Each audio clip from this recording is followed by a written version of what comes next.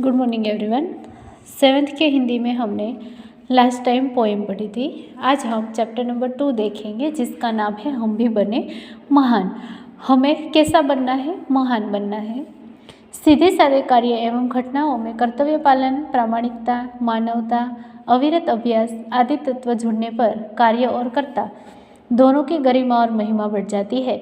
जो भी काम हम करते हैं उसमें अगर हम बड़ों के आदर करें, कर्तव्य जो है हमारा उसका पालन करें, प्रामाणिकता से काम करें तो हमारी जो महिमा है, हमारा जो गौरव है, गरिमा है वो बढ़ सकती है।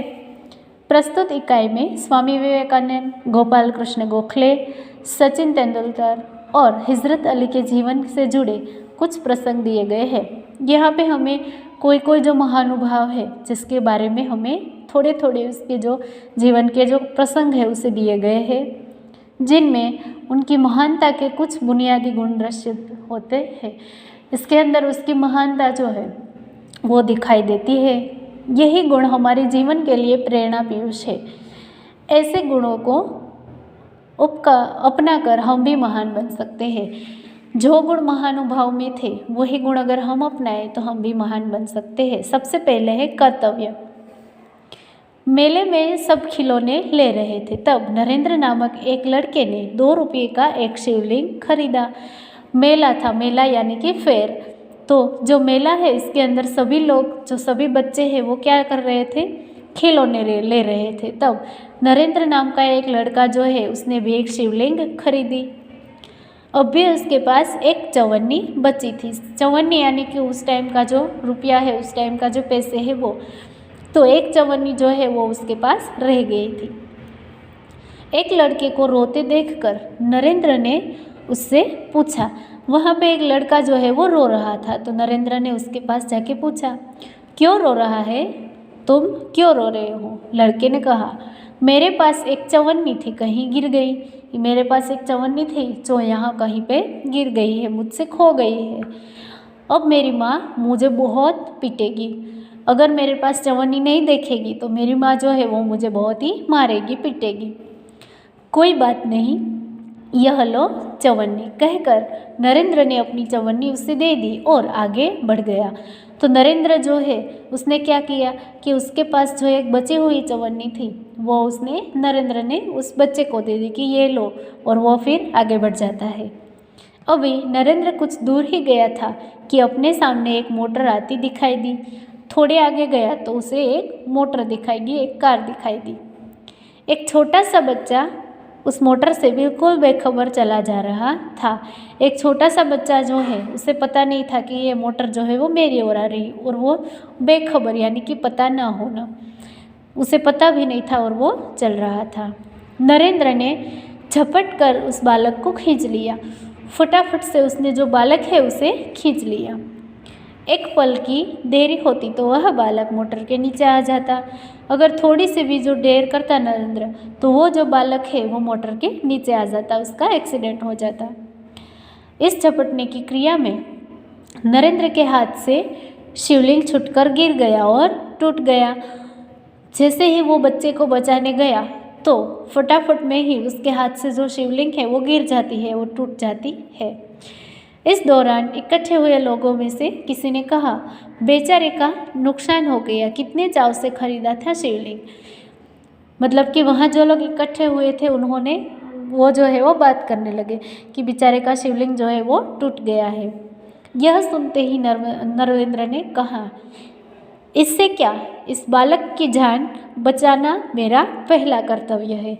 मेरी जो शिवलिंग टूट गई उसकी मुझे कोई फिक्र नहीं है, लेकिन जो बच्चे की जान है उसे बचाना ही मेरा कर्तव्य था। वस्तु से भी व्यक्ति का जीवन ज़्यादा महत्वपूर्ण है। हमें पता है कि कोई भी चीज़ अगर हमसे टूट जाए, खो जाए, जो भी हो जाए तो वो हमें दोबारा मिलती है, लेकिन अगर कोई व्यक्ति है उसकी जान अगर चली जाए तो वो कभी वापस नहीं आती। मानवता सबसे ऊपर है। मानवता यानी कि मानव धर्म जो है, एक दूसरे का साथ देना, एक दूसरे के प्रति दया भाव रखना, तो यही सबसे बड़ा धर्म है। बचपन से ही ऐसे ख्यालात रखने वाला नरेंद्र आगे चलकर स्वामी विवेकानंद के नाम से प्रसिद्ध हुआ। तो जो बालक की हमने बात की नरेंद्र की, वो जो है वो आगे चलकर यानी कि बड़ा होकर स्वामी विवेकानंद बनता है। नियम सबके लिए। अभी दूसरा जो है वो प्रसंग, बात सन 1885 की है। पूना के न्यू इंग्लिश हाई स्कूल में समारोह हो रहा था। 1885 की बात है कि जब पूना के अंदर एक स्कूल जो है उसमें समारोह था। प्रमुख द्वार पर एक स्वयं सेवक नियुक्त था। एक स्वयं सेवक जो है वो प्रमुख द्वार पर खड़ा था, जिसे यह कर्तव्य भार दिया गया था कि आने वाले अतिथियों के निमंत्रण पर देखकर उन्हें सभा स्थल पर यथास्थान बिठा दे। यानी कि जो जो अतिथि आए, मेहमान आए, उस मेहमान तक जो है उसका निमंत्रण कार्ड देख के फिर ही उसे उसकी जो जगह है वहाँ पे बिठाना उसका काम था। उस समारोह के मुख्य अतिथि थे मुख्य न्यायाधीश महादेव गोविंद रानडे। महादेव गोविंद रानडे जो है वो उस सभा के मुख्य अतिथि थे। जैसे ही वह विद्यालय के द्वार पर पहुँचे, वैसे ही स्वयं सेवक ने उन्हें अंदर जाने से शालीनतापूर्वक रोक दिया और निमंत्रण पत्र की मांग की। जो महादेव रानडे है, जो कि इसके मुख्य अतिथि थे, वो जैसे द्वार पर पहुँचे कि उसे भी स्वयं सेवक जो है वो रोकता है। बेटा, मेरे पास तो निमंत्रण पत्र नहीं है, रानडे ने कहा। तो जो रानडे जो है वो क्या कहते हैं कि मेरे पास निमंत्रण पत्र नहीं है, क्षमा करें, तब आप अंदर प्रवेश न कर सकेंगे। स्वयं सेवक का नम्रतापूर्ण उत्तर था। स्वयं सेवक जो है उसने बहुत ही नम्रता से कहा कि क्षमा करें, कि माफ़ कीजिए, तो फिर आप अंदर जा सकते नहीं हैं। द्वार पर रानडे को देखकर स्वागत समिति के कई सदस्य आ गए। द्वार पर ही रानडे खड़े थे तो उसे देख के कई सारे लोग जो है वो वहाँ पे आ जाते हैं उसके सम्मान के लिए और उन्हें मंच की ओर ले जाने के प्रयास करने लगे और उसे मंच की तरफ ले जाने के लिए सब लोग जो है वो बोलते हैं। पर स्वयं सेवक ने आगे बढ़कर कहा, लेकिन जो स्वयं सेवक है उसने क्या किया, वो आगे आए और फिर बोले, श्रीमान, मेरे कार्य में यदि स्वागत समिति के सदस्य ही रोड़ा अटकाएंगे तो फिर मैं अपना कर्तव्य कैसे निभा सकूंगा। मतलब कि जो लोग समिति के सदस्य है, सभ्य है, वही लोग अगर अपनी जो कर्तव्य है उसमें मुझे अटकाएंगे, मुझे रोकेंगे, तो मैं फिर अपना काम जो है वो कैसे करूँगा। कोई भी अतिथि हो उसके पास निमंत्रण पत्र होना ही चाहिए। भेदभाव की नीति मुझसे नहीं बरती जाएगी। मतलब कि छोटा या बड़ा जो भी व्यक्ति है, सबके पास अपना अपना निमंत्रण कार्ड होना ही चाहिए, क्योंकि मैं जो हूँ ये दोनों में फ़र्क नहीं रह सकता। यह स्वयंसेवक आगे चलकर गोपाल कृष्ण गोखले के नाम से प्रसिद्ध हुआ और देश की बड़ी सेवा की। तो जो स्वयंसेवक बना था वो कौन था? गोपाल कृष्ण गोखले।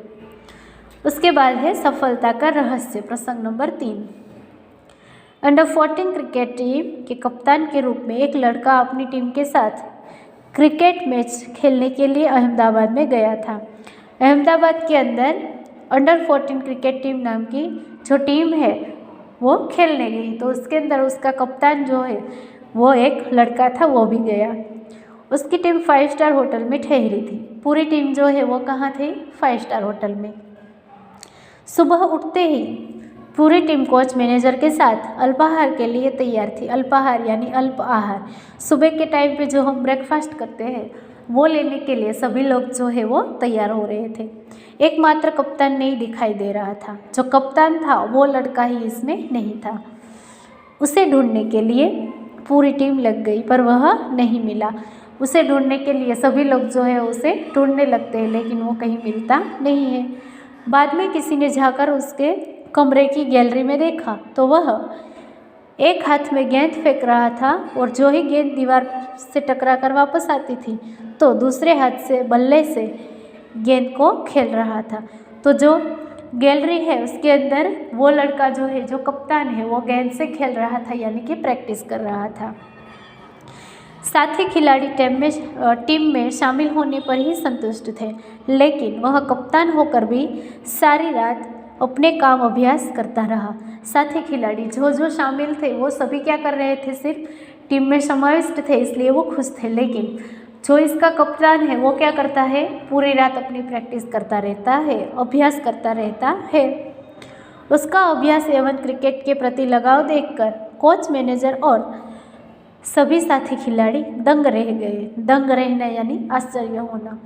तो उसे ऐसे प्रैक्टिस करते हुए देख के कोच और सभी जो क्रिकेटर्स हैं वो सभी आश्चर्यचकित हो जाते हैं। आगे चलकर इसी लड़के ने क्रिकेट जगत में अद्वितीय सफलता प्राप्त की। आगे चलकर यानी कि खेलते खेलते जैसे टाइम चला जाता है कि वो जो है वो एक बहुत ही बड़ा सफलता जो है उसे प्राप्त करता है। कई विश्व रिकॉर्ड उसके कदम चूमने लगे। विश्व रिकॉर्ड जो है वो कई सारे उसके कदम चूमने लगे यानी कि उसके हाथ में थी। किसी ने उसकी सफलता का रहस्य पूछा तो बड़ी विनम्रता से उत्तर दिया कि मैं हर मैच 3 बार खेलता हूँ, पहले अभ्यास के रूप में, दूसरी बार सचमुच मैदान में, तथापि मैच के बाद मूल्यांकन व सुधार आवश्यकता के रूप में। यानी कि जो मैच है उसे खेलने के लिए सबसे पहले वो प्रैक्टिस करता है, बाद में मैदान पे खेलता है और अपनी जो भूल जो है उसे देख के सुधारता है।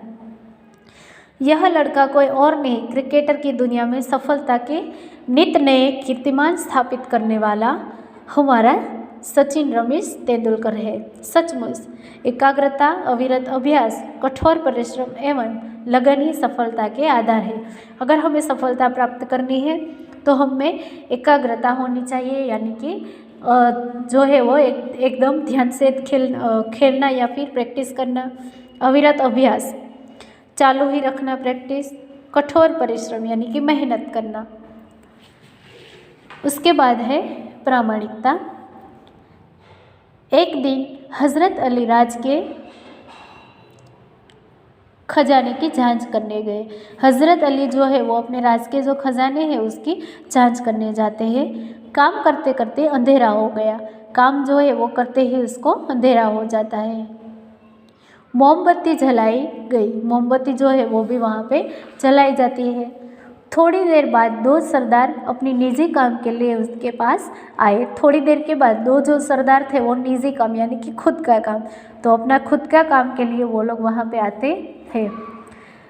हज़रत अली ने उन्हें बैठने के लिए कहा।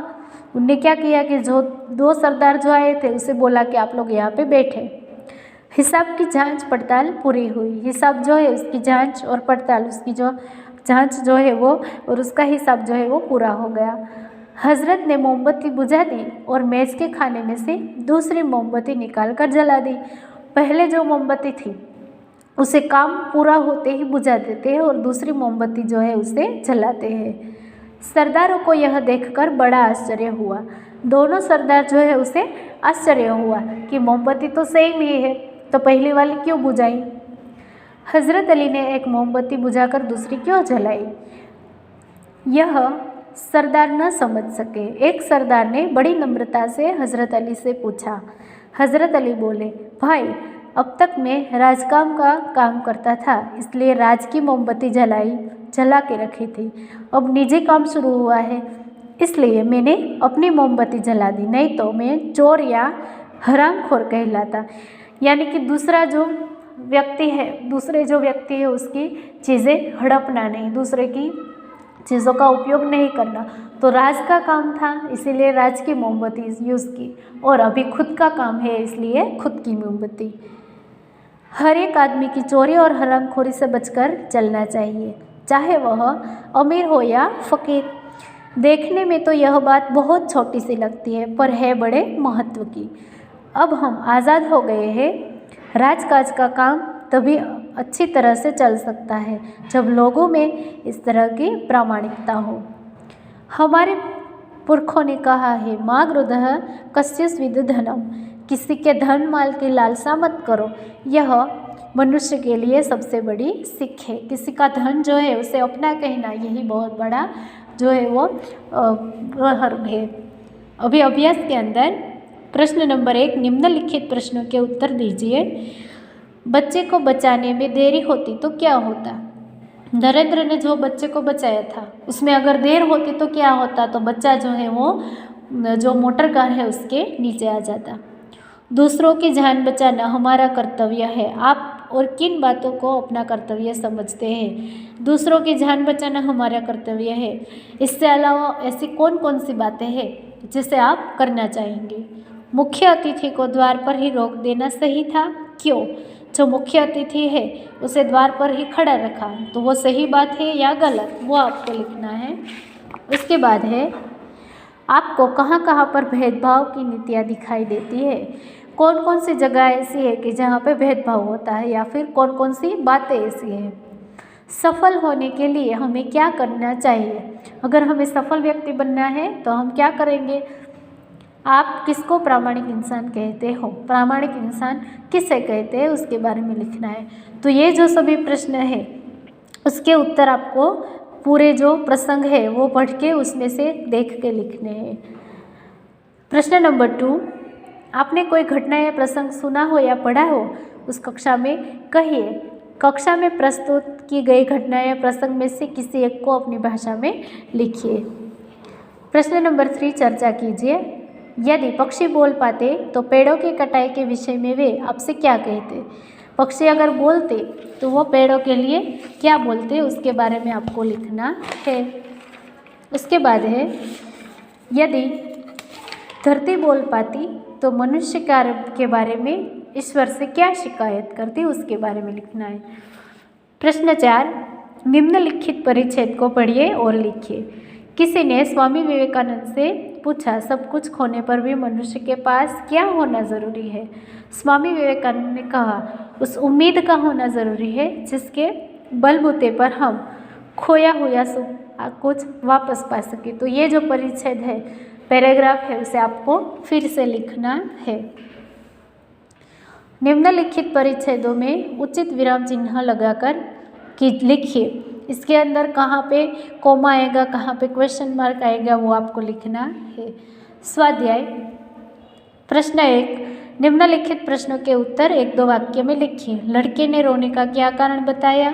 नरेंद्र बड़ा होकर किस नाम से प्रसिद्ध हुआ? इस प्रसंग में नरेंद्र में कौन कौन से गुण नजर आते हैं? द्वार पर रांडे को देखकर स्वागत समिति के सदस्य ने क्या किया? अल्पाहार के समय कौन नहीं दिखाई दे रहा था? सफलता के क्या क्या आधार है? हजरत अली ने एक मोमबत्ती बुझाकर दूसरी मोमबत्ती क्यों जलाई? हमारे पुरखों ने क्या कहा है? तो ये सभी जो प्रश्न है, और प्रश्न नंबर 2 जो है वो आपको होमवर्क में अपनी बुक के अंदर लिखना है। प्रश्न नंबर 2 में है, लोगों की बात सुनकर नरेंद्र ने क्या किया, क्या कहा? रांडे को किसने रोका और क्यों? कोच मैनेजर और साथी खिलाड़ी क्यों दंग रह गए?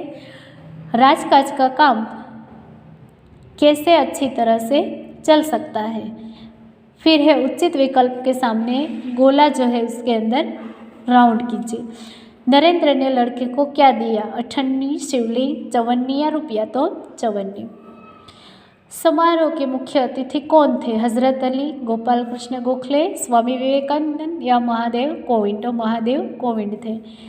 स्वयं सेवक क्या देखकर लोगों को यथास्थान से ले जा रहा था? निमंत्रण पत्र, राशन कार्ड, पहचान पत्र, ड्राइविंग लाइसेंस? तो यहाँ पे आएगा निमंत्रण पत्र। स्वागत समिति के सदस्य रांडे को किस ओर ले जाने का प्रयास कर रहे थे? विश्राम गृह, मंच, भोजन कक्ष या सभागृह? तो क्या आएगा? मंच।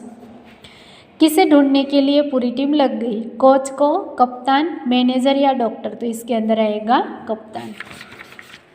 इसके बाद है, कोष्टक में से शब्दों को चुनकर समानार्थी शब्दों की जोड़ बनाइए। प्रत्येक शब्द का वाक्य प्रयोग कीजिए। जो जो शब्द यहाँ पे दिए गए हैं उसके समानार्थी शब्द लिखने हैं और फिर उसके वाक्य बनाने हैं। तो होमवर्क के अंदर आपको स्वाध्याय का प्रश्न नंबर 1 और प्रश्न नंबर 2 जो है वो लिखना है।